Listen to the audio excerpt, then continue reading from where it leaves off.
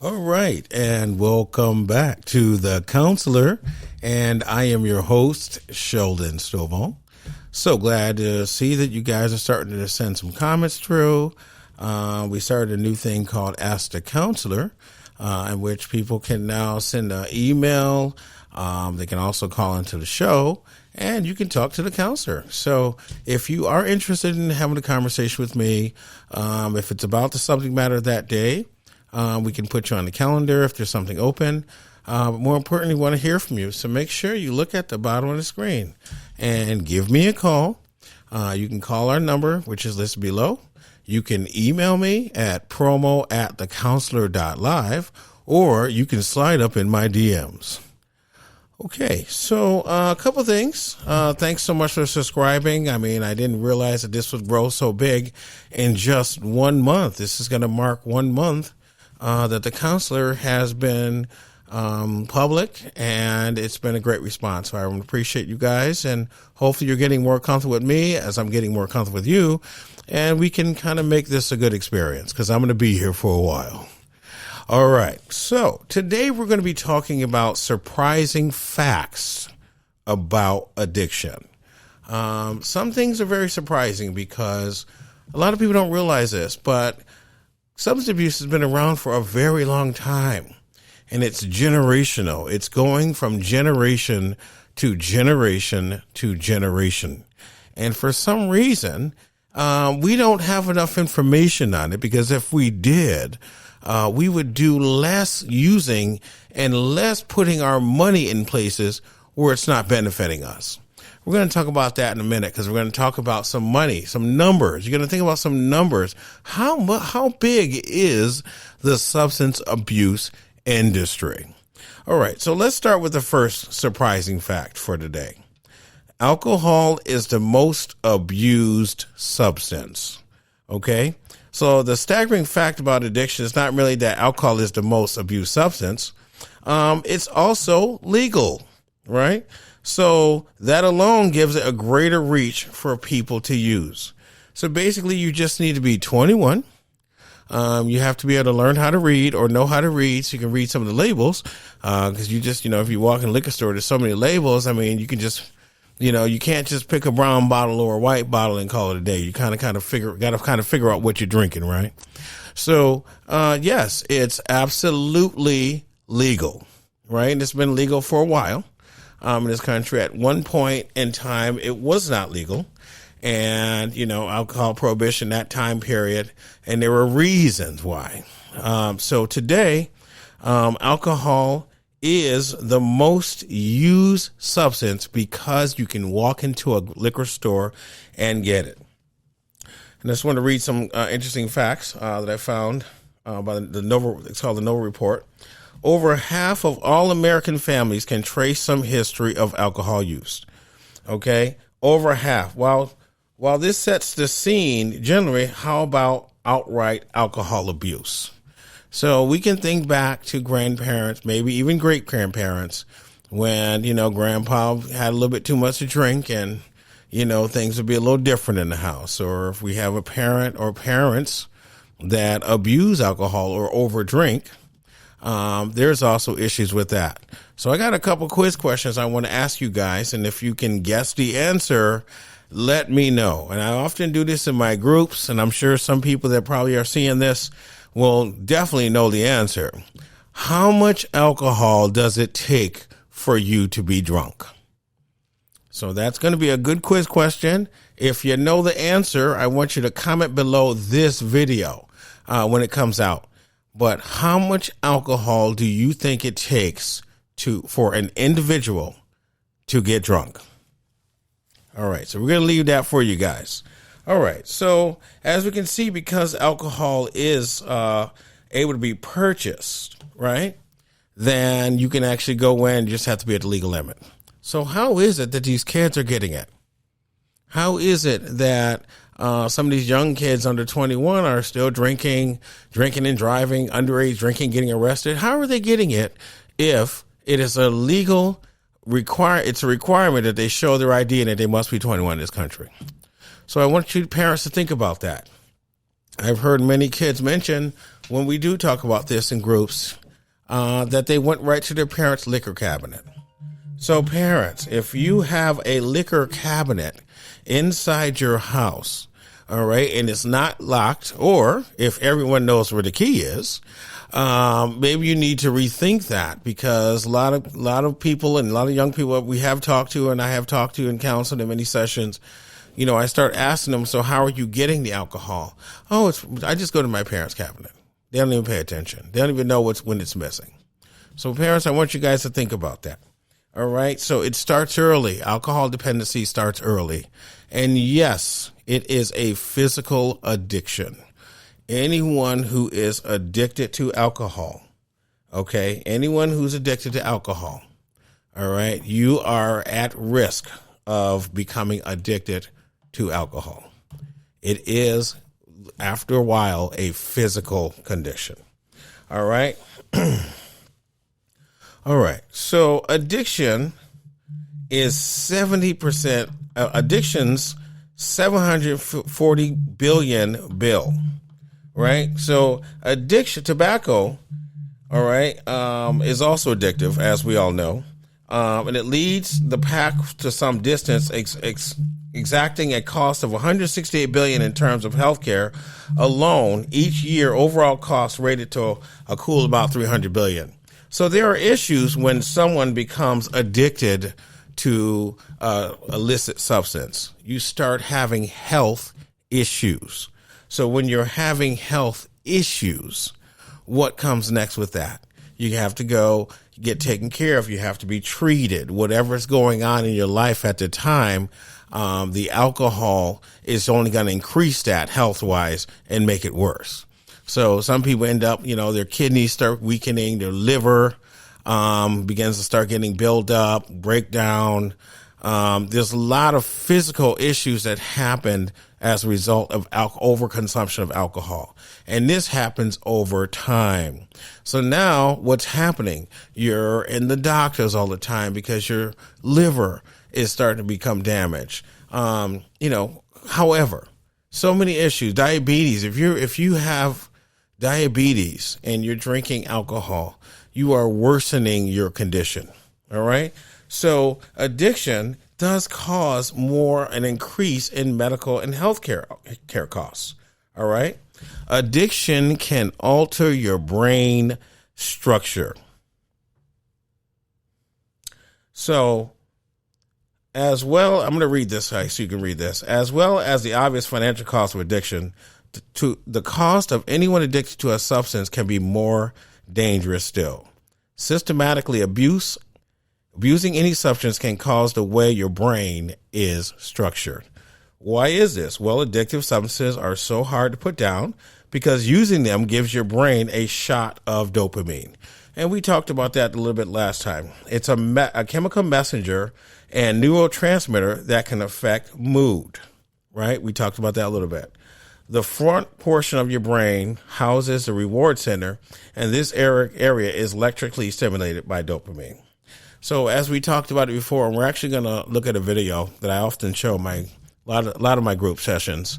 It's a YouTube Tech Talk, and there's a gentleman that does kind of break down how whether it's heroin or any type of opiate, any kind of alcohol, like your dopamine levels in your brain increase, right? So it's almost like you're adding, some dopamine in. We call it whatever drug you are, but that's what's happening is you're raising the levels of dopamine per nanogram.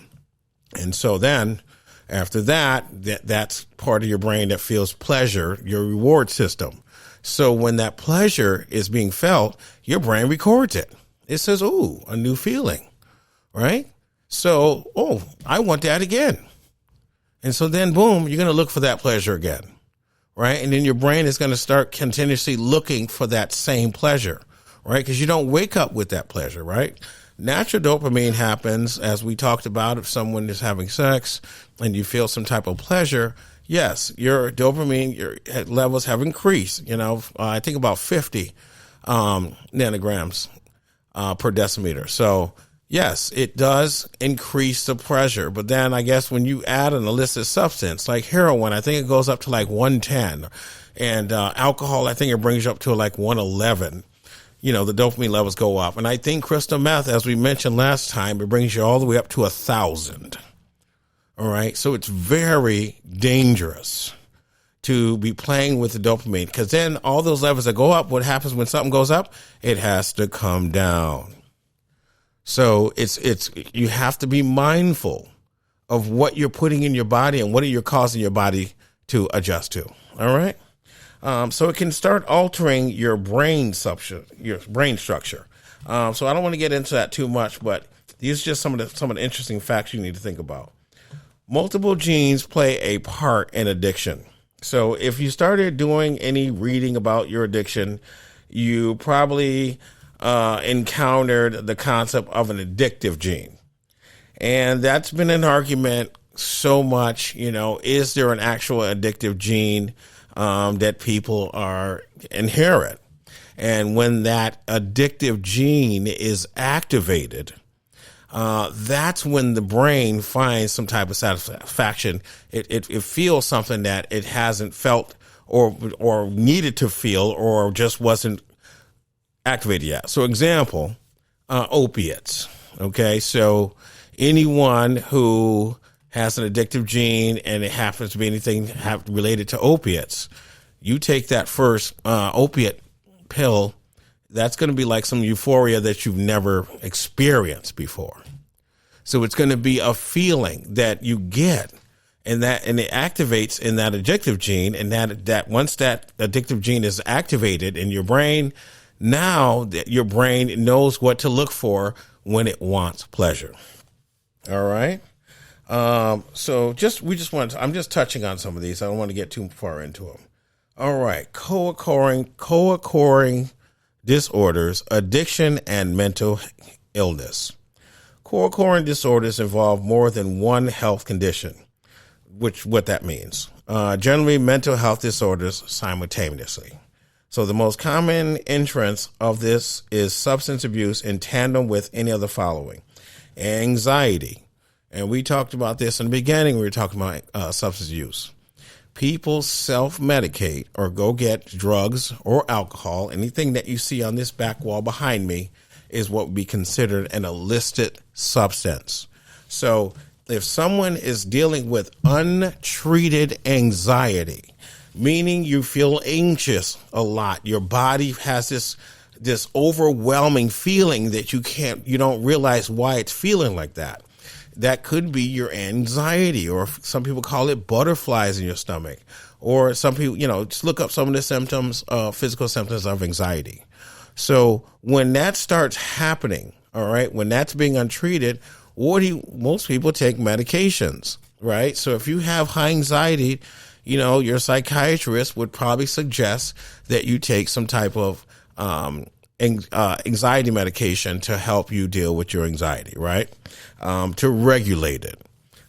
So if you're not listening to your psychiatrist, if you don't believe in taking medicine, that doesn't mean anxiety isn't going to go away, right? Even if some Christians, you want to pray it away. Okay, that's great. You can use your faith and however to handle whatever situations, but that anxiety, if not treated, you're going to begin to self-medicate. Okay, and self-medication for anxiety are as follows. Alcohol, all right, opiates, heroin, fentanyl, anything that's going to calm your mood down, right? Some kind of, not a stimulant, something that's going to relax you, right? So that's why people turn to street drugs, we call them, because you're dealing with untreated mental illness or mental illness. All right, OCD, that's a big one. PTSD, right? Post-traumatic stress. A lot of people always mention, I got PTSD for this, PTSD for that. PTSD is very serious. And it's a part of your brain remembers a particular part of a trauma that you can't really let go yet. And if it's not treated, right, it's going to cause, every time it comes up, You're going to want to try to get rid of that memory. You're going to try to get rid of that feeling. And how do you do that? Right? Have a little bit of drink. That'll make you feel better. Right? Let me just take this pill with the number 20 on it. Maybe that might help. Oh, actually, let me just break it down first, put it in a line and sniff it up my nose. Right? That's what people, that's their plan to deal with whatever trauma or past trauma that they don't want to deal with, right? You want those feelings to go away. And one thing we all know about drugs, right, and alcohol, it's not a permanent fix. After you run out of money, after you run out of alcohol, when you're on your last drop and the liquor stores are all open and you took your last sip from the last nip bottle that's at the end of the bed that you forgot about, when that's all gone, guess what? These problems are still there. And so what we want to do is we want to, as counselors, as people that work with helping people, we want you guys to start identifying why is it that you're turning to self-medication, and why does it have to be such a dangerous choice? And again, when you're 14, 15, and 16 and 17, and you're going through your life growing lessons, and it becomes tumultuous, right, for you. All right. So turning to drugs could be an option, but it doesn't need to be the option. And one thing I want you guys to start learning, and I'm talking to the 15, 16, 17, 18-year-olds and 19-year-olds, because that's who my audience is right now. I want you guys to start learning a few things. You're going to have to learn to cope in life sometime. It may not be a quick fix all the time. So sometimes you might need to learn to cope. Okay? And coping is the best way to deal with life, when you cope. All right? So remember, we're just learning here today. And again, if some of you find yourself when we're talking about these subjects that it's kind of hitting home, I want you to pick up the phone and I want you to call the Counselor Network. We are available. We have trained professionals that we can send you over to right away. We can connect you live. We can get the professionals on the phone with you. So there are people to help you. And this show is here to kind of encourage you guys to kind of step out, get out of your shell and start talking, because many of you are dying. And I'm going to keep saying this as long as I'm talking about substance abuse. Many of you are dying by the day. And, again, when I worked in detox, we would see certain couples come in, the 18, 19 are coming in, getting themselves better. And then all of a sudden we wouldn't see these couples anymore. And so as counselors, we're thinking, oh, they must have done better. And then some of the patients say, no, that's not what happened to them. They're dead. What do you mean they're dead? They just left here a week ago. Detox I'm talking about. Yeah, because guess what happens when you go detox your body?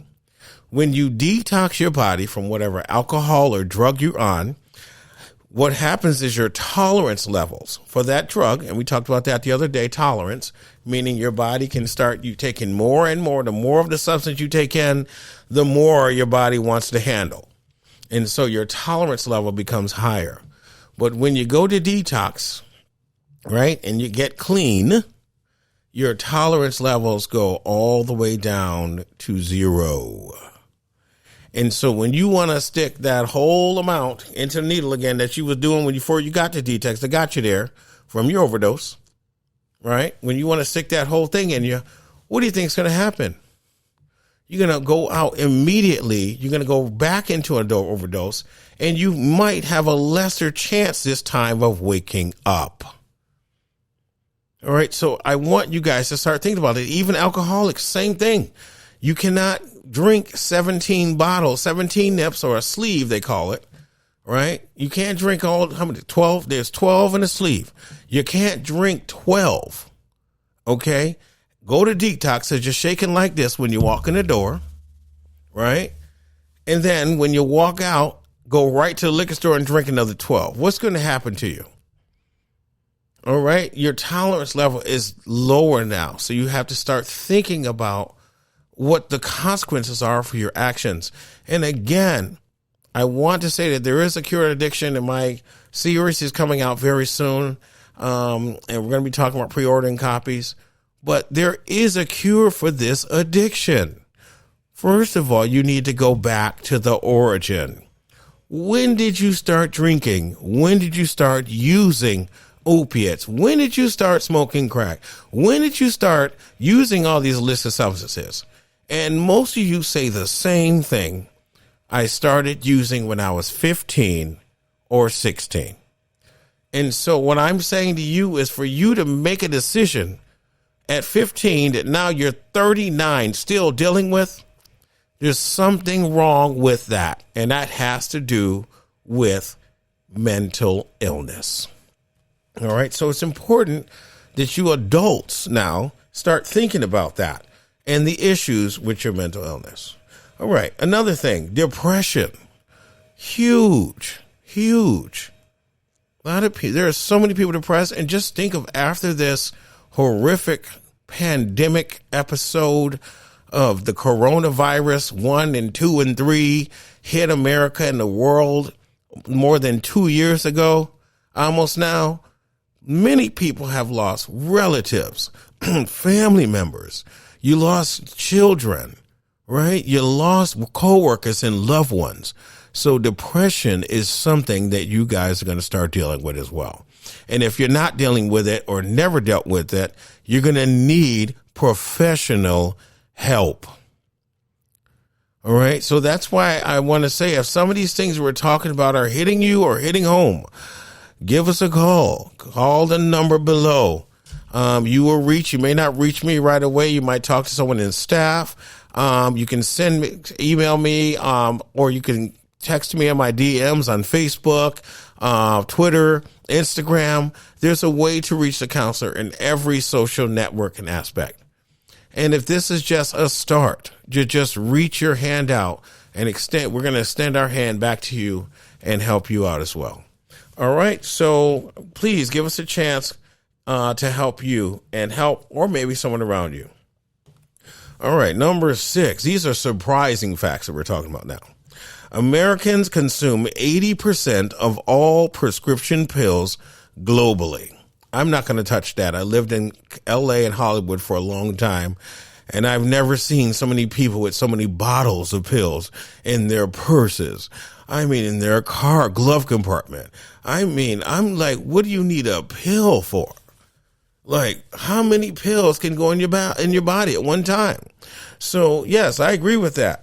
Many Americans consume a lot of pills. I mean, and as we have learned, right, as we have learned with this entire opioid epidemic that's still lingering, right, some of these prescription drugs that were supposed to come from our doctors, people made a lot of money from that. So we're going to talk about that at one point, too, of this whole origin of this opiate epidemic, because it's been going on for quite a while, and it's not talked about like it should be. It should be talked about it a lot more, because people are still getting their hands on these pills, and they're still dying, and they're overdosing. So there's something that's being looked over still to this day, and I guarantee it has to do with money. All right. Prescription drugs have a higher fertility rate than illegal drugs. So I'm going to read this. Continuing the prescription drug path, it might surprise you to know that legal pills kill more people than illegal drugs. Cocaine, heroin, and crystal meth overdoses tend to grab those headlines. But over the decade to 2010, 48,000 American women died from opiate overdoses. And this article is a little bit dated because that number has quadrupled. All right. People were using these opiate drugs at one point, but again, they become physically addictive, and everybody's body is different. So what affects you right away may not affect someone else, or what affects you quicker may not affect someone as quickly. Right? So you need to think about that when you're taking or listening to your friends about what's available versus what's not available. If somebody can pop an 80, congratulations. When I say an 80, I mean that's the opiate. So if someone can pop an 80, right, that's 80 milligrams of opiate substance. If someone can put that in their mouth and swallow it, more power to them. That is dangerous as I don't know what, for someone to just put an 80 milligram of fentanyl or Oxycontin, I think it is oxycodone, into their body. It's very dangerous. Your body has to break that down. Okay, it's going to go through your liver, and that's a lot to process. And I see some of these rap videos and some of these kids, oh, I'm popping 80s and all these other things they're saying. And I get that you're making money and becoming relevant, but people are actually taking that seriously. It's unfortunate for me. I got into rap a little bit later and a little bit, like maybe last week or a month ago. And I started listening more because I'm trying to figure out what the message is. Because there is a message coming out from these rappers. They're communicating with us, but we need to understand what's being said. And I often say that, like I said, we do a lot of music therapy and we read songs, especially in addiction treatment, that talk about how people overcame. So sometimes the cure for addiction can be in music as well, right? Just learning and listening. So I said that to say that a lot of times people think it's cool to do drugs. It's not cool to do drugs or to drink, especially when you're a minor, meaning you're under the age. There's a reason why there's an age limit. All right. All right. So we're going to finish these surprising facts. I got two more. Most addicts work for a living. That is true. And a lot of people start out, okay, with the regular, typical, after work, they'll go out with their friends for happy hour at 5:00 and have a drink. Okay. And pretty soon that becomes what you do to relax yourself, is have a drink or do whatever drug of your choice, right? That becomes your relaxation skill. That becomes part of your normal. And so after a while, like I said, this develops in people at different stages. After a while, one drink, you won't feel anything anymore. And so now when you typically just order one glass of wine, now you're ordering 2 glasses of wines at dinner. All right. And then again, how much does it take for a person to be drunk? How much alcohol does it take for someone to get drunk? I want you guys to put that answer, because I have the answer, but I want to hear what you guys have to say. How much alcohol does it take for someone to get drunk? You'll be surprised. All right. So most addicts work for a living, right? So let's talk about that. Think about the stereotype of an addict, okay? A homeless, unemployed bum, right? Crack addicts creating mayhem on the trails for their next rock. Meth heads clustered around a park bench, and smokers spending all day in a weed cloud having opted out of society, right? So it's very lonely when you're an addict. And usually if someone spends most of their day looking for drugs, then they're obviously not working, right? Which means they can't afford it, so they have to come up with ways to get it, which leads to crime, and we'll talk about that at some point.